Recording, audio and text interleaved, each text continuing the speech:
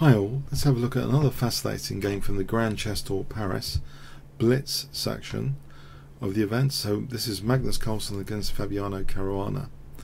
D4 from Magnus. We go into a London system and it's pretty standard stuff until this point. Usually bishop d3 is played here. For example, b6. This has been seen a bit. And maybe there's a well worked out plan here. Knight e7, knight f5, bishop e7, knight d6 to get equality where black has a grip on e4. So that's a known plan for black, which is pretty nifty to try and use e4 there. Okay, with bishop b5 it seems as though the focus is on black's e5 square to keep a lock and key on it, and quite an unusual looking move in terms of just general principles. Bishop takes g3 is played. A few months back there was another game we had a look at where Magnus actually had this as well and won quite easily against someone. In general, you know, the dynamic h-file looks dangerous, even if you know, if later, for example, queen c2, there might be moves like g4 g5 if black's not careful. So even if there's no immediate threat, there's threats could be emerging in the future based on this dynamism. So that was an interesting decision there. We see queen b6, and white actually wants to keep his bishop for a moment. He doesn't commit to taking on c6, which you might have thought was the major point, but here actually a4 was played. So interesting, can the bishop actually be prompted to take on c6? In fact, Fabiano played h6 here, which maybe he wants to move the knight later without worrying about his h7 pawn. That's one possibility there. And also, of course, against something like g4, he can blockade more easily the g5 square. So h6 is an interesting response. If we check out for a moment a6 just to kick the bishop, let's imagine this position. I think queen c2 might be best here, protecting b2, and white should have, well here especially if black does this, white should have a good grip on the dark squares, and this kind of thing is slightly better for white. If black didn't take on d4 here, I think it's getting a bit tricky because of the h-file. Let's see. Let's imagine bishop d7 g4, and it's already a bit tricky because of the incoming g5. This is just going to be really unpleasant potentially for black, even if g5 not immediately, but it just looks a little bit unpleasant for black here, a bit passive. So we see h6 not wanting to do anything with that bishop just yet, just trying to do something in advance of any h-file issue. If black can get away with it, sure, he's got the g4 square without it being kicked. If you have knight g4, he can might even lead to e5 later. It supports e5, maybe f5 later. So that could be rosy for black potentially. White does actually castle, so he suppresses his own urge to use the rook. And you might think, well, what's then the point here? Hasn't white just got doubled pawns? We see knight e7, queen b3, and actually 2 minutes was used on this move. It's quite a long think for a blitz game. Queen c7 is the reply. If a6, bishop can just drop back, and if the exchange of queens, this should be quite nice for white. So I think that commitment to exchange of queens is okay for white, but we see queen c7 instead, and now a5 taking some space, bishop d7, and the bishop actually comes back. So you might think this is all a bit strange, bishop going to b5, bishop coming back, all a bit strange, but okay, it's about equal here technically. Knight g6, queen a3. Now the dark squares are underlined with this move. c4, This seems a little bit overly committal. Perhaps there are alternatives like this. Just the way it's been played, it looks as though the queen should be good, just inferior on the dark squares. Something might happen later on the dark squares, but also aren't these pawns prone to be undermined? In fact, they are immediately. B3 takes, and this pawn is immune because the queen will be trapped. There's no squares for the queen here. We have knight e4, rook fc1, and again the pawn's immune because if knight takes, then we just have, can you guess? If I give you 5 seconds. Okay, snapping it off. Yeah, not allowing any check to unpin basically, but snapping it off and then trapping the queen here.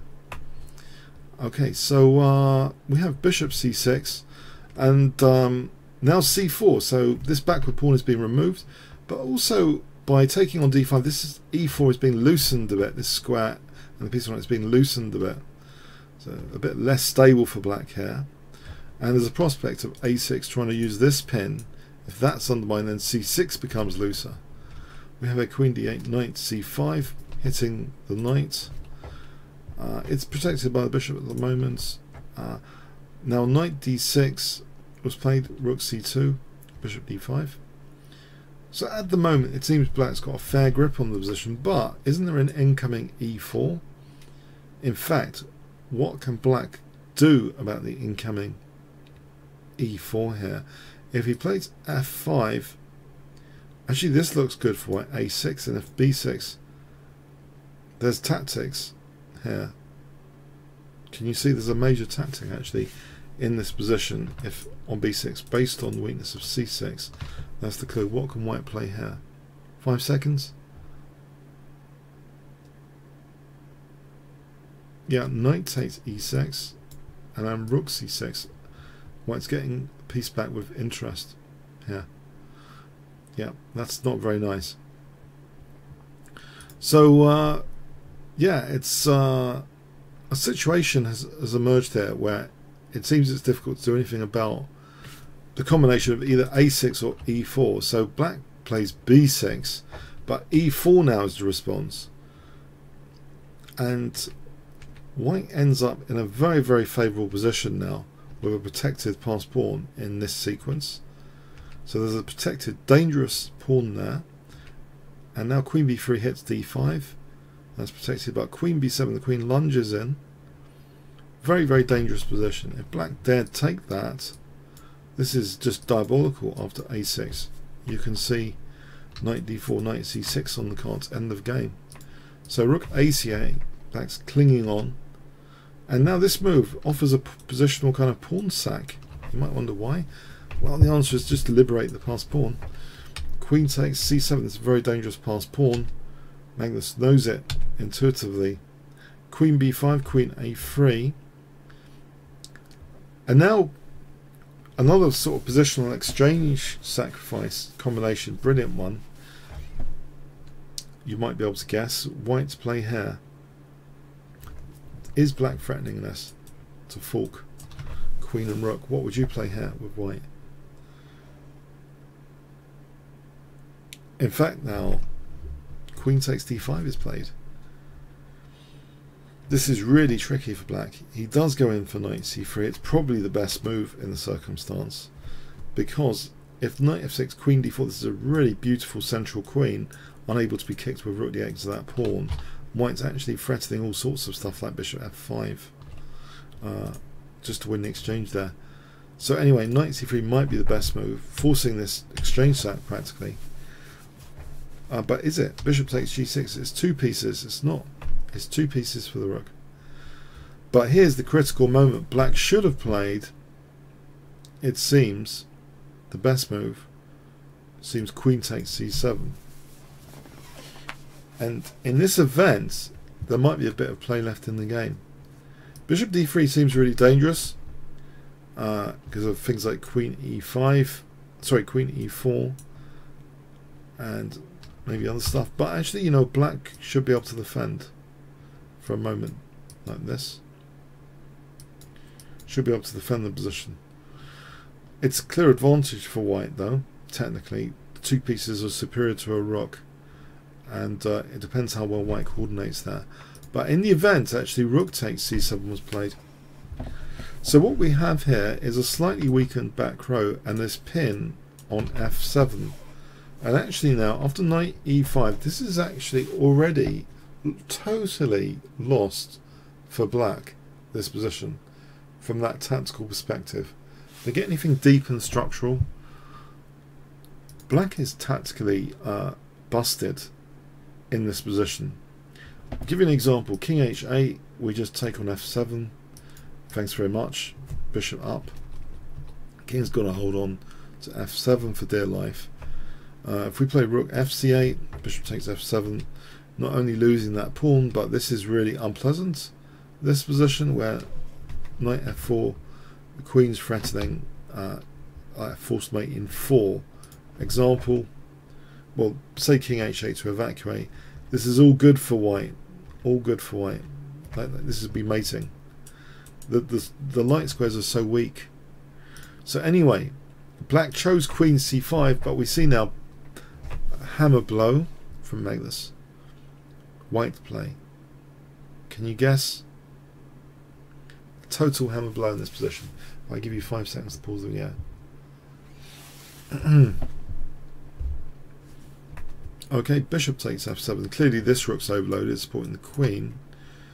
Yeah, so we just take the queen there and there's nothing for black. That's the end of that. And if this one, well, this is how the game continues. And here, black resigned in light of two things. If he plays king h7, then check is mating.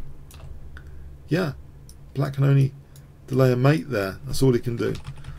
And in the event of rook c8, well, that's a nasty pin. Power of the pin piece is illusionary. So we just snap off the queen, and actually this position we actually get the other rook as well. Even if it stands there or plays the check, it's still lost. So if king takes, we play the check, and if king takes, we play queen f5 check, hitting the rook and the king on f7. So that's diabolical, losing even the last rook. So this is a totally hopeless position which Fabiano Caruana resigned in. He really did make a big mistake in the end, which could have prolonged his resistance if he played queen takes c7, it seems, but it was a difficult position to play anyway. Maybe he was shorter on time, etc. Okay, hope you enjoyed this one. Comments, questions, likes, shares appreciated. Thanks so much.